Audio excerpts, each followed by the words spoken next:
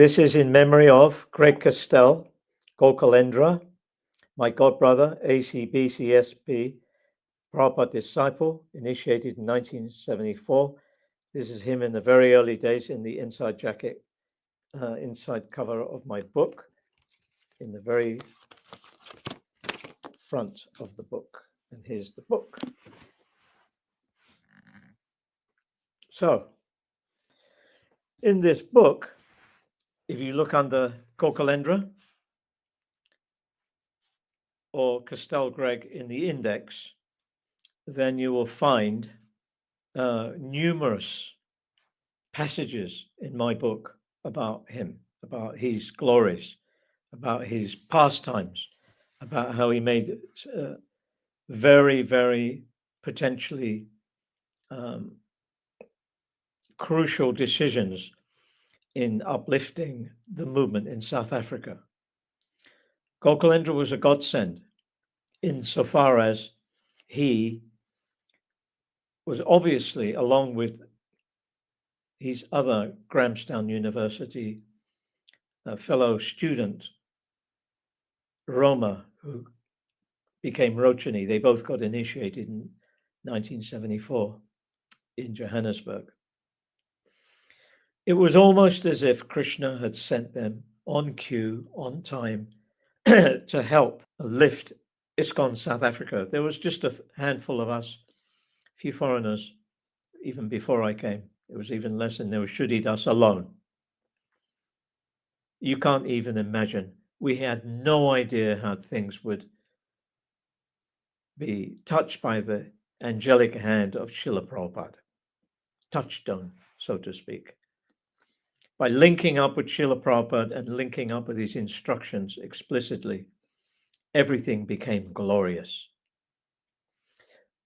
In any case, I was intimately associating with Gokulendra in one sense, prior to Srila Prabhupada's coming in 1975. That same year I came in earlier on, and later in October, Prabhupada came.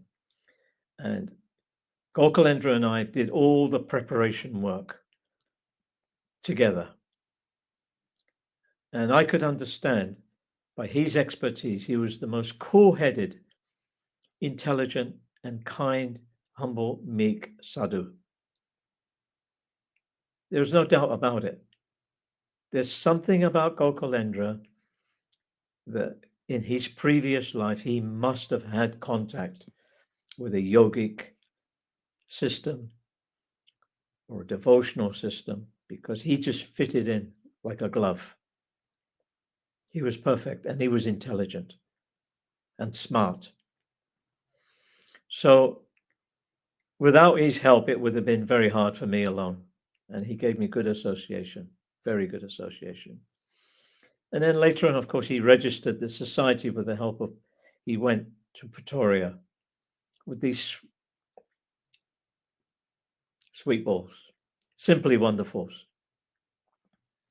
And when the man said, no, you can't call it International Society for Krishna Consciousness, it has to be South African Society.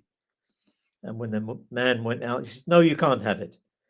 Gokulendra took the sweet balls and slipped it on the saucer of the man's cup of tea, which his servant came and left on his table. Gokulendra put the sweet balls. So if you read in the passages in my book, you'll see the dialogue and the testimonies, how the man took the sweet ball and then said, yes, you can have International Society. So these are the magical moments that one has with a, how do you say, a self-realized person, a person who has in their own life a certain amount of potency, shakti, self-realization going for them. And Gokulendra was such. Of course, we all know he was the best collector. He collected from the Indian community the first R1,000,000. He went out there and did the paintings and that. But he's selfless. He didn't take any salary. He did devotional service. And by performing devotional service without salary, you get the punya. you get the mercy of the spiritual master, not just the spiritual credit. And of course, none of his activities are diminished because Gokulendra is not envious. He's not envious. And due to his meek disposition, he was always able to, just recently, to communicate in that way. Recently, I had a call with him a few weeks back, and he asked me about my wife, how she was doing. I said, well, we're 70, I'm 76, my wife is coming 72. How is she? And he's dying of cancer. He's terminal, and still he had the humility to ask me, how is she? And she remembered Gokulendra for bringing sweet balls, the same Simply Wonderfuls, to her home while she was at work in Benoni, in Germiston, and he used to leave them when she would come back from work, and she became devotee. And she remembers Gokulendra's kindness even to this day. So what I would like to say is that we must always take care of our old devotees. We owe so much to them. And if we put them aside as old people, then you're losing a treasure house of memories, knowledge, and respect. Try and remember them and try and follow in their footsteps as much as you can, because they followed Srila Prabhupada. And as Rukma Prabhu, one of our godbrothers, said, only the saints go back home quickly, as Gokulendra did, and we remain because of our inability to be pure-hearted. So I thank you for inviting me to speak on Gokulendra's departure. And I'd like to thank Patit Pavan.